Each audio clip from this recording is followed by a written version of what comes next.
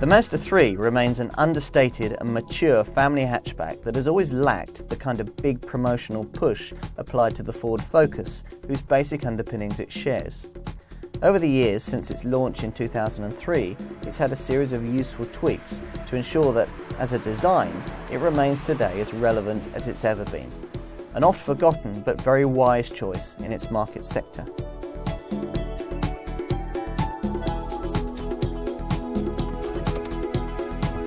This was Mazda's first serious stab at bringing us a class-leading family hatchback, and a pretty good attempt it's turned out to be. Okay, so they had a pretty good basis to start with. I mean, it would be hard to produce a bad family hatchback from a Ford Focus platform, but even so, the Mazda 3 has been as quietly successful in its market sector as the larger Mazda 6 has been in the bigger sector above. In 2006, 3 years after the launch, Mazda tweaked the package a little, improving the styling, offering a better range of diesel engines, and improving the refinement too. In 2008, as the range was slimmed down to the variants that buyers really wanted, there were equipment upgrades too. While the Mazda 3 isn't the most ubiquitous car on British roads, it's nonetheless a global success story. Since its launch in 2003, over 1 million have rolled out of the Hiroshima plant, with Mazda selling around 300,000 units a year. It's Canada's best-selling car for what that's worth, and if all the Mazda 3s sold since launch were part nose to tail, you'd have a traffic queue stretching from London to the outskirts of Birmingham. Perhaps now you can appreciate the significance of this car. This car has, how shall I put it, a more mature clientele, and one of the reasons that buyers of that kind like it is the refinement it offers at cruising speed. I really can't think of a family hatchback I'd more willingly undertake a long journey in. At the same time, Mazda knows that it has to appeal to a younger set of customers, and for them the driving experience has been sharpened up considerably in recent times. If you haven't driven a Mazda 3 since it was first launched, today you'll find that the suspension's a bit stiffer and there's more cornering grip, courtesy of changes to the shock absorber and the damper setup. In other words, it now handles much more like a Ford Focus. The volume-selling engine in the lineup remains the 1.6 litre petrol, and it's not difficult to see why. Fire the thing up and it settles into a smooth hum with none of the coarseness that you might expect. And it's got a respectable turn of pace too, getting from 0 to 60 in 11 seconds on the way to a top speed of 113 miles an hour. Even now, this remains a smart-looking design, both inside and out, with little changes over the years to the front grille, the lights and the alloy wheels having kept the look current. It's the same story inside, with Mazda in recent times having introduced a smarter finish for the dashboard here, improved trim materials and the option of a keyless go system. As a result, the whole feeling of build integrity feels much better in the latest cars, with the materials quality in particular being above that of many rivals like, say, Honda's Civic.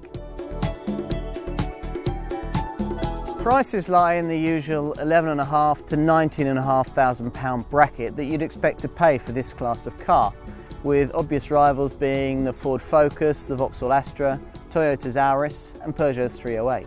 There are just two body styles, the 5-door hatchback we've got here that most customers choose, and a rather smart looking 4-door saloon, only offered with a restricted range of engines.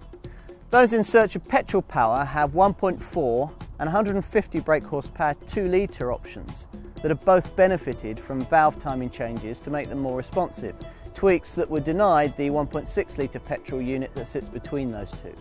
At the top of the range there's a 2.3 litre petrol turbocharged unit used by the MPS shopping rocket version that develops no less than 258 brake horsepower, and that's good enough for rest to 60 in just 5.9 seconds.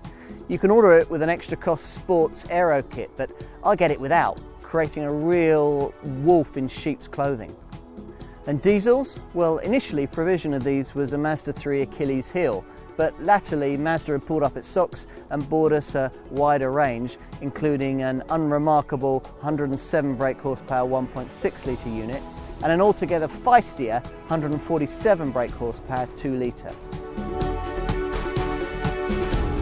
An average fuel consumption showing of around 39 miles to the gallon for the 1.6 litre petrol model that most customers choose is around normal for the class, although the CO2 emissions figure of 162 grams per kilometre isn't the car's standout feature. Low insurance costs are, however, with a Group 5 showing for the 1.6 litre petrol, making this variant a model that might well appeal to younger drivers. If you can afford the additional premium for a diesel, then you'll probably not regret the outlay, as the 2 litre diesel in particular returns some very decent fuel economy figures given the performance punch on offer. A combined economy showing of 47.1 miles to the gallon is extremely good for a car with this kind of cross-country performance, and a 55 litre fuel tank spells decent range. Only the CO2 emissions figure of 162 grams per kilometre blots this car's copybook, a figure that may be enough to put off some company car users.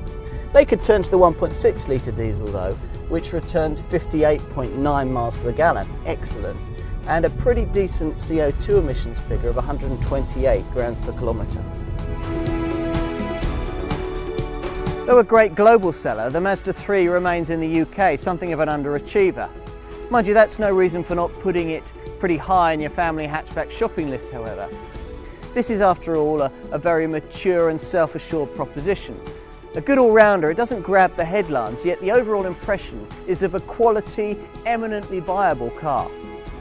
Appealing to a more mature market than a Ford Focus, it makes a very capable alternative to, say, a Volkswagen Golf, although we badge-obsessed Brits will doubtless continue to prefer the German car.